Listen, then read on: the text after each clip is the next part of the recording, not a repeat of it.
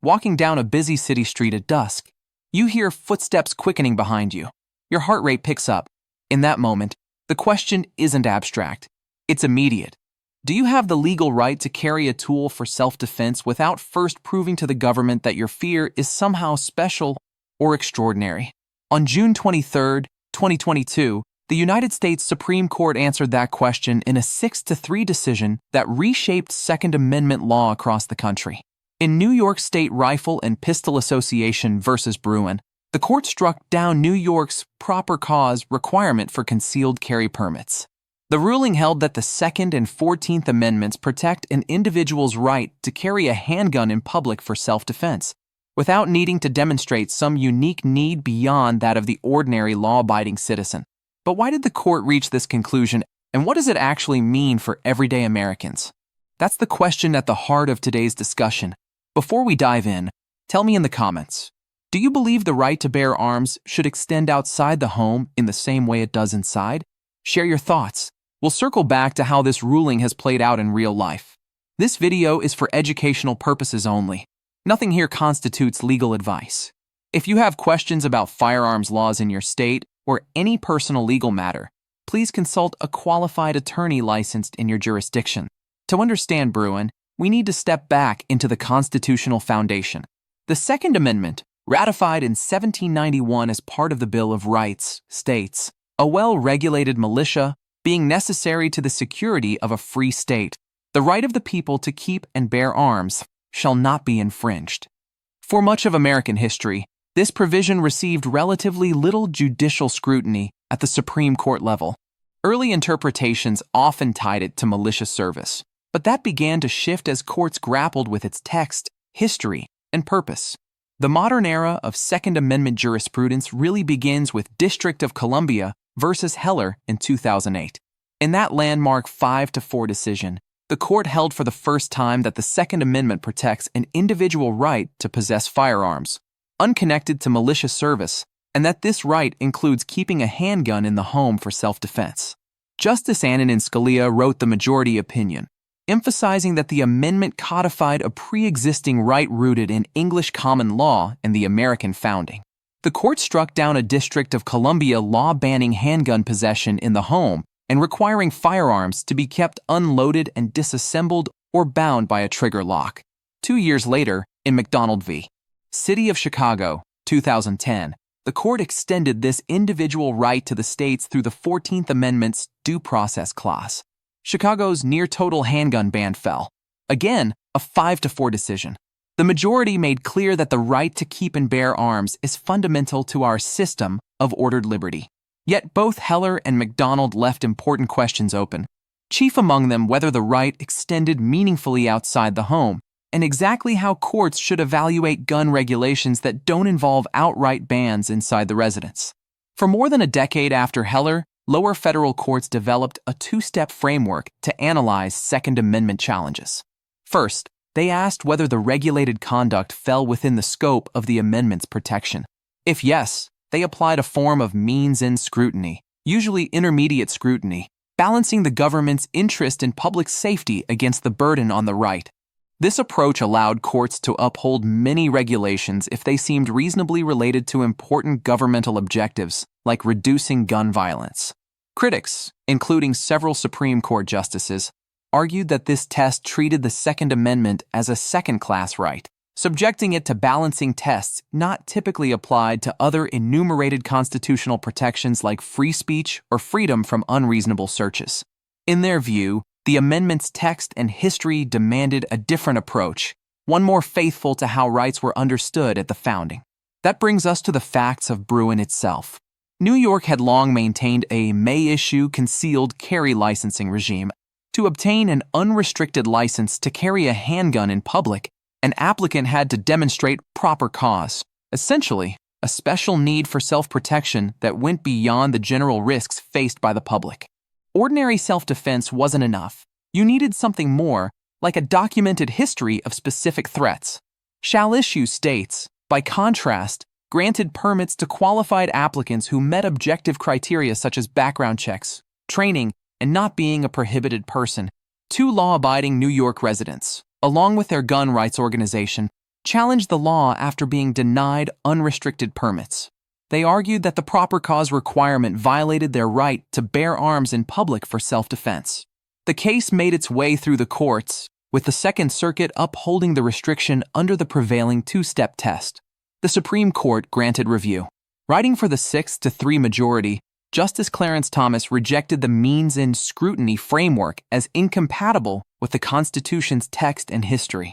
Instead, the court announced a new standard. When the plain text of the Second Amendment covers an individual's conduct, the Constitution presumptively protects that conduct.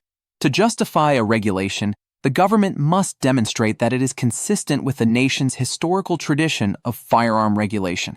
No longer could courts simply weigh modern policy interests. They had to find relevant historical analogs.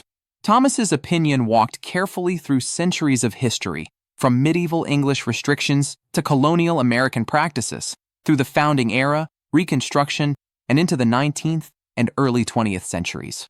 The court found that while some places had regulated the carrying of arms, often distinguishing between concealed and open carry, or imposing restrictions in sensitive places like courthouses or polling stations, there was no broad tradition of requiring law-abiding citizens to show a special need before carrying a handgun in public for self-defense.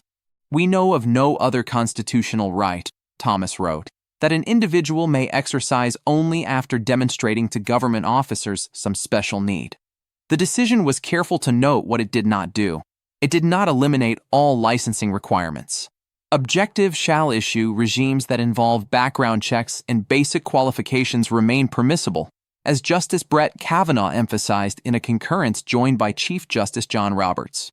It also reaffirmed that long-standing prohibitions on felons, the mentally ill, and insensitive places could still stand, consistent with Heller, and it left room for regulations with clear historical roots.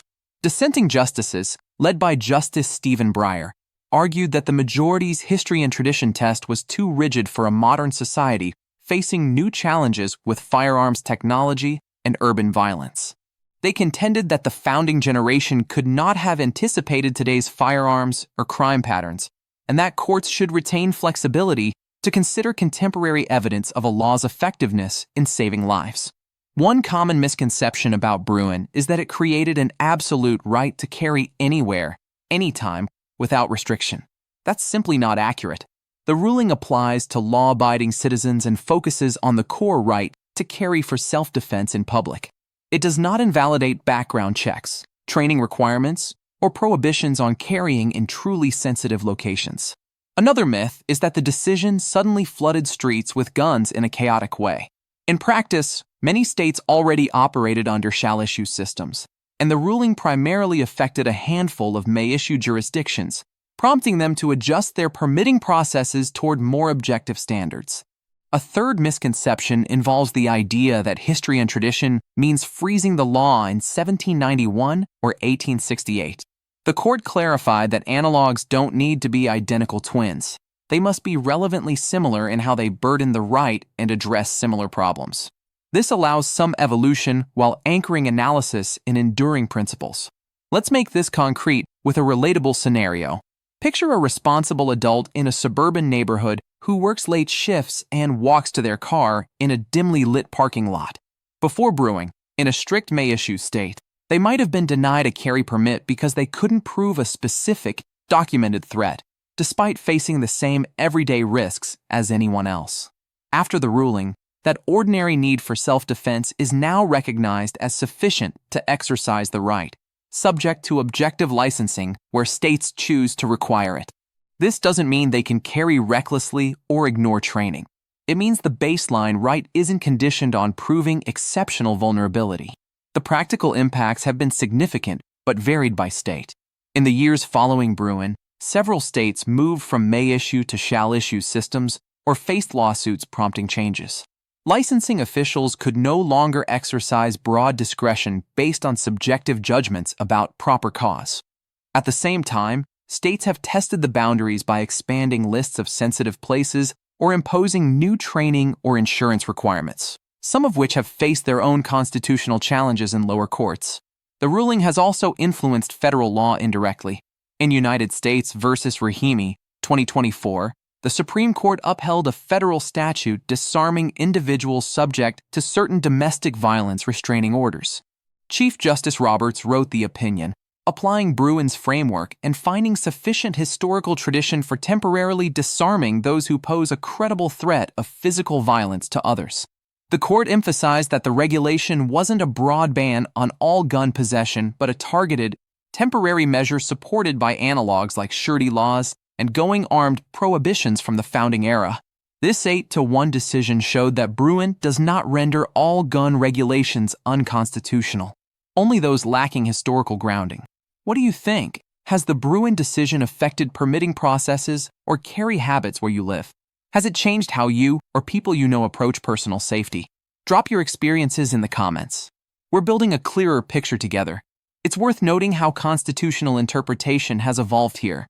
Early Republicans and Federalists debated the militia clause, but the individual rights view gained traction in scholarship and state constitutions over time.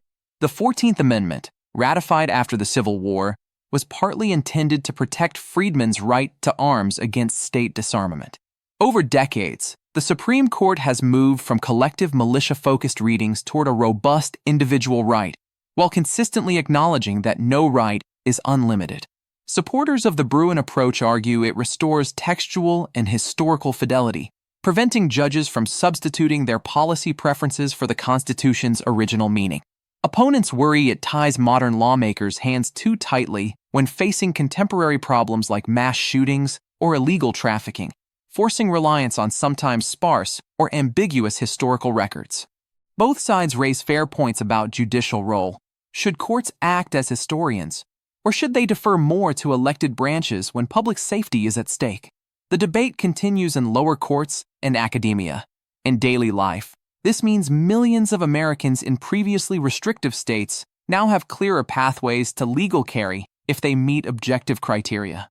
It affects commuters, small business owners, parents walking kids to school in higher crime areas, and anyone who values the option of self-defense outside the home. Yet it also means states retain tools like background checks via the National Instant Criminal Background Check System, NICS, prohibitions on certain categories of people, and restrictions in schools, government buildings, and other sensitive locations. Remember, this remains an area of active litigation.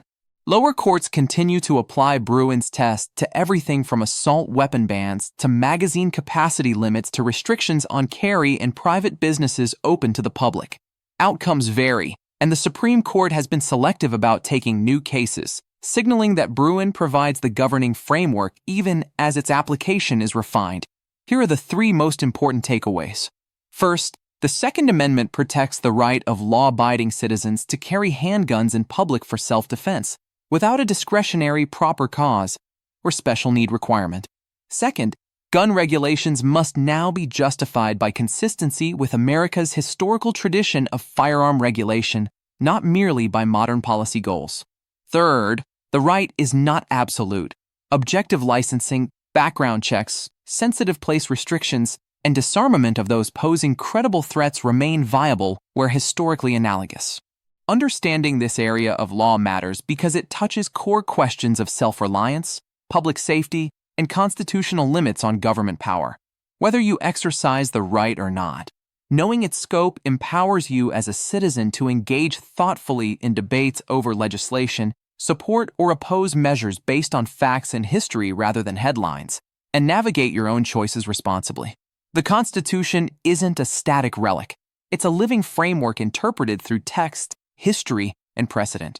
Bruen reminds us that rights enumerated in the Bill of Rights deserve serious protection, even when, especially when, they're inconvenient or debated.